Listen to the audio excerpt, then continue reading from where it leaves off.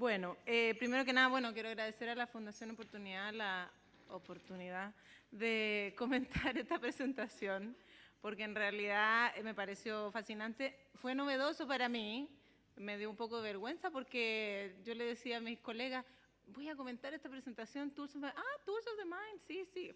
Y yo era la única que no lo conocía.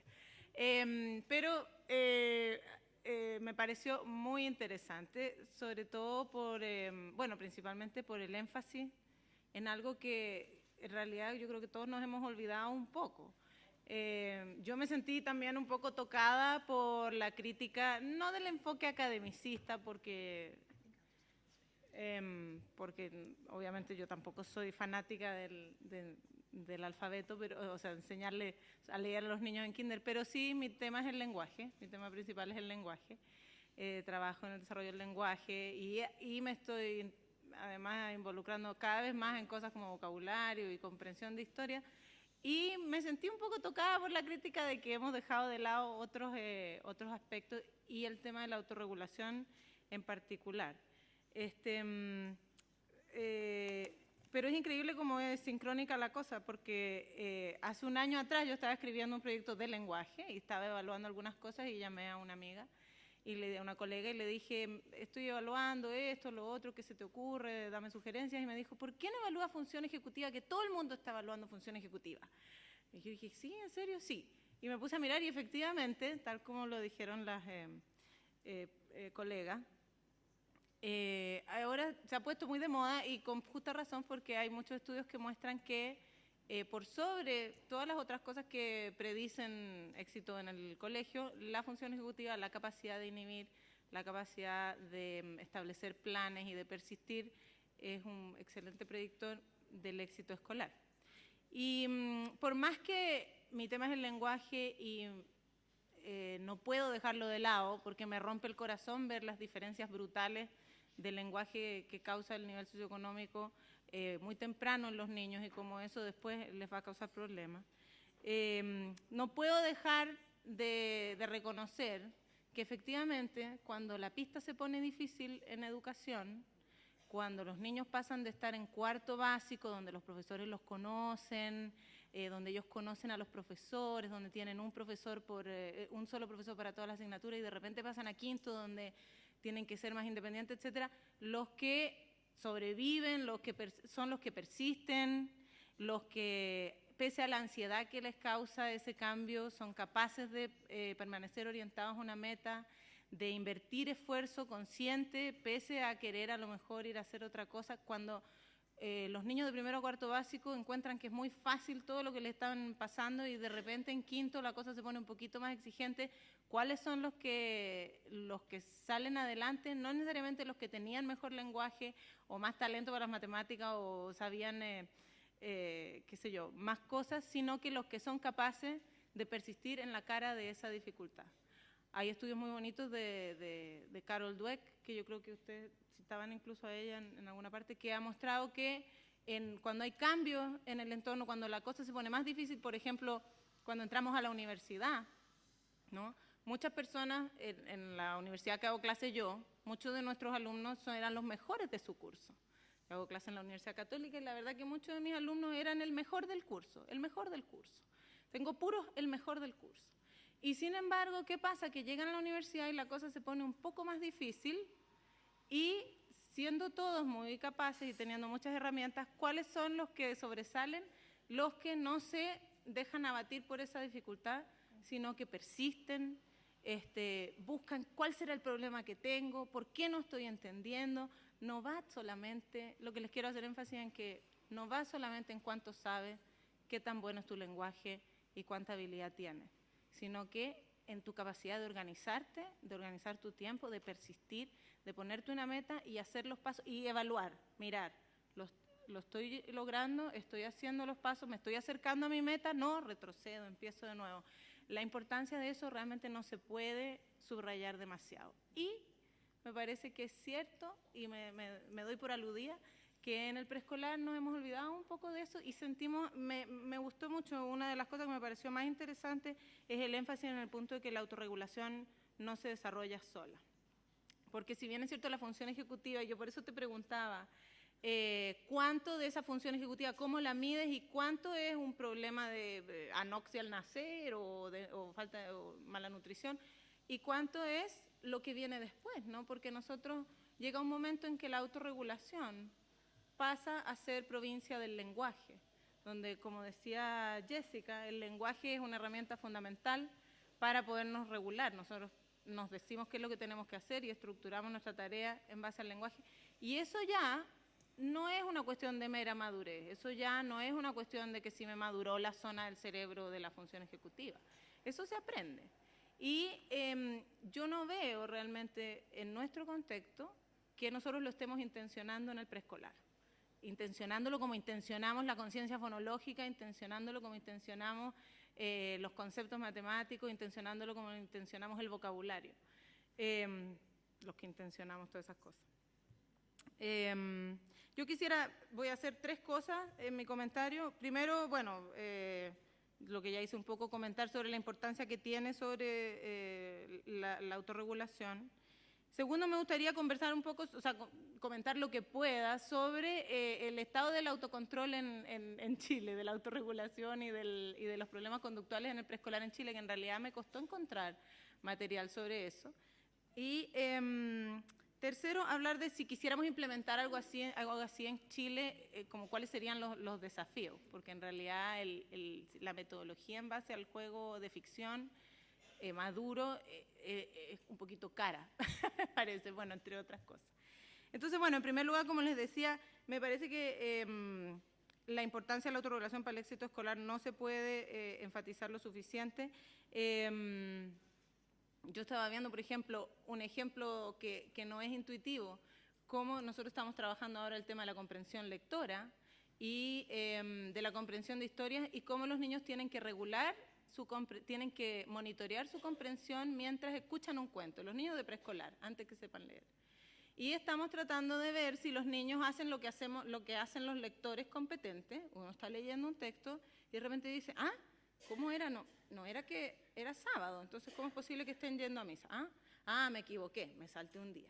Ese detenerse, cuando uno está leyendo, y darse cuenta que uno no entendió, y inhibir la tendencia a seguir leyendo tranquilamente y devolverse y revisar, también es una parte de esa función ejecutiva, ¿no?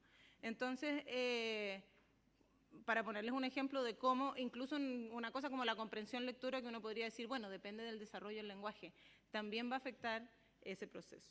Yo estaba pensando en cómo si las profesoras en kinder, las que yo he visto en pre-kinder aquí en Chile, trabajan ese tema. Yo creo que efectivamente se trabaja, pero por ejemplo, pensando en el juego en rincones, ¿no? Que sería como lo que los niños aquí en Chile tienen una casita y a lo mejor otro centro donde hay algunos juguetes específicos. Y las profesoras median ahí, pero ¿qué es lo que hacen? El niño está jugando a lo mejor a la casita y la profesora va y efectivamente va a mediar y va a utilizar lo que está jugando el niño para a lo mejor enseñarle una letra, va a decirle vamos a hacer una lista de compras, para enseñarle alguna cosa matemática y que está muy bien, ¿no? Pero me parece que no es intuitivo y no lo he visto el que la profesora diga, ajá, bueno, vamos a jugar, ¿no? Está jugando el doctor. Bueno, mira, yo me dolía la cabeza, ¿qué me vas a dar? Como que eso no es parte del concepto de mediación que tenemos acá y me parece súper interesante empezar a ver que eso también tiene una función pedagógica, ¿no? Y una función educativa.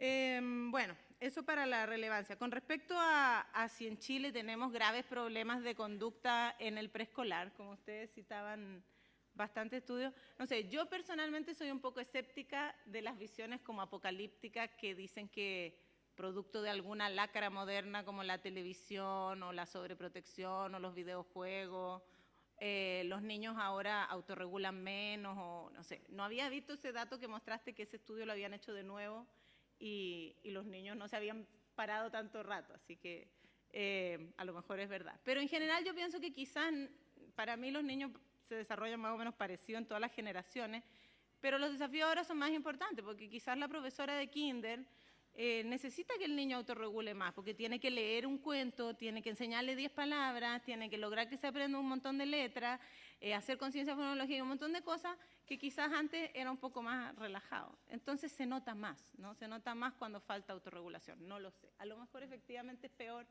Mi idea es que a lo mejor ahora las necesidades son otras. Yo busqué datos de cómo es en Chile, ¿no? De cuántos problemas hay de conducta en el preescolar. No conseguí mucho en realidad, pero sí encontré, por ejemplo, que en la encuesta de la primera infancia, que se acaba, bueno, del año pasado, cuando le preguntaban a las familias cuál era el problema principal que tenían en la crianza de los hijos, cuáles eran las cosas que más les preocupaban, los dos principales problemas eran regularles la conducta y poner normas a la familia. Y si les preguntaban, ¿y dónde le gustaría a usted conseguir ayuda si tuviera acceso a algún profesional? En regularle la conducta y ponerle normas. Entonces yo creo que es un área que efectivamente está bien que el preescolar la tome, la intencione y la haga parte del currículum, porque obviamente no es tan intuitivo. Las mamás dicen que no saben cómo hacerlo, ¿no? Entonces está muy bien que hagamos una cosa sistematizada y nos den estrategias y nos digan, mira, estas son buenas formas de hacerlo, no es intuitivo. Bueno, y relacionarlo un poco también con los problemas de convivencia escolar que estamos teniendo, los problemas de bullying, cómo se ha puesto de moda la convivencia, los planes de convivencia escolar. Obviamente hay una parte de la convivencia escolar que está dada por la dificultad de los niños de regular esas conductas a lo mejor agresivas. En un estudio cualitativo de algunos profesores de la universidad, por ejemplo, ellos encontraron que los niños de tercero y cuarto básico, era un estudio cualitativo con una muestra chiquita, pero se sorprendieron de las pocas estrategias no violentas que tenían para resolver conflictos. O sea, le decían, si tú tienes un conflicto con un compañero, ¿qué cosas podrías hacer? Muy poquitas ideas que no fueran violentas, ¿no? Entonces, yo creo que trabajar esto en el preescolar no solamente va a favorecer el éxito académico, sino que probablemente también, obviamente, la convivencia. Pero ¿cómo hacerlo? Yo hice mi tarea, porque me leí el libro y me puse a buscar más información de cómo se daba esto del juego de ficción en la sala.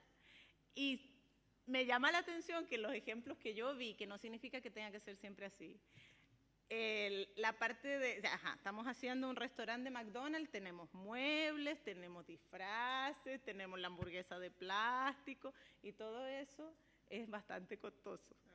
Y si bien yo estoy de acuerdo que para Vygotsky el juego es la actividad principal, ¿no? La leading activity, como dicen, donde se desarrolla la autorregulación, es bueno pensar también en otras situaciones, porque obviamente para Vygotsky en el juego el niño construye como un contexto ficticio, ¿no? Y crea estas reglas y se atiene a ellas. Pero yo creo que obviamente hay otras actividades y a lo mejor esa sería un área más fructífera para nosotros, con los recursos que tenemos, como por ejemplo el uso de dramatizaciones, que también se ha mostrado que se relacionan, por ejemplo, que influyen en el lenguaje. No he visto si tienen efecto en la autorregulación. Pero, por ejemplo, el uso de dramatizaciones claramente también presenta un contexto ficticio y hace a los niños a tenerse a un cierto rol y de repente es más barato. El uso de la misma lectura de cuentos se puede intencionar de esa manera, ¿no? Porque mientras estamos leyendo podemos tratar de ponernos en el lugar de los personajes. En el mismo acto de inferir qué es lo que haría el personaje, estamos como haciendo un contexto entre paréntesis que es diferente y estamos ejercitando esa autorregulación. A lo mejor con títeres, ¿no? Marionetas, mismo juego de ficción con figuras de acción, o sea, como tratando de pensar en otros contextos, aunque es muy bonito, o sea, realmente es muy bonito lo de los rincones. Pero yo creo que en el fondo, como visión general, lograr que las profesoras vean como esto como un contenido más, como una cosa que se puede intencionar y que no se desarrolla en forma natural. Me parece muy interesante.